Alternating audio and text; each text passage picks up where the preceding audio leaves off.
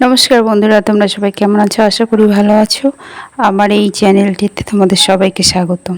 তো চলো আজকের রেসিপিটা দেখে নেওয়া যাক। আজকের রেসিপি হচ্ছে পনিরের নিরামিষ তরকারি। প্রথমে দেখো আলুগুলোকে মিডিয়াম সাইজে টুকরো করে কেটে নিয়েছি।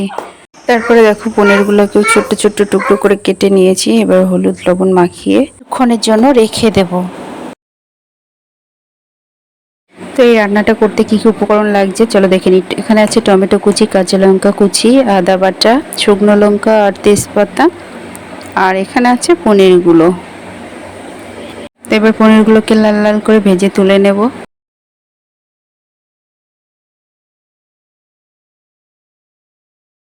আমার পনিরগুলোকে ভাজা হয়ে গেছে, তো এবার চলো রান্নাটা করে ফেলি।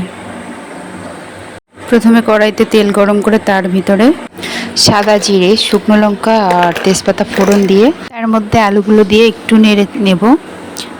নিয়ে তারপরে লবণ, হলুদ গুঁড়ো, জিরে গুঁড়ো, লঙ্কার গুঁড়ো, একটু চিনি, টমেটো কুচি, কাঁচা লঙ্কা কুচি, আদা বাটা সমস্ত উপকরণগুলো দিয়ে ভালো করে কষাতে হবে। তো দেখো আমার মশলাটা কষানো হয়ে গেছে এবং তেল ছেড়ে দিয়েছে। এবার পরিমাণ মতো জল দিয়ে দেব। ঝোলটাকে ভালো করে ফুটতে দেব। দেখো ঝোলটা ভালো করে ফুটে গেছে।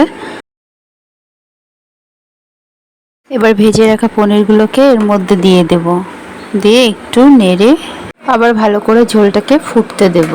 তো দেখো আমার ঝোলটা ফুটে গেছে এবং কিছু আলু একটু গলিয়ে দিয়েছি আর প্রায় হয়ে গেছে। তো এবার গরম মশলা দিয়ে নামিয়ে নেব।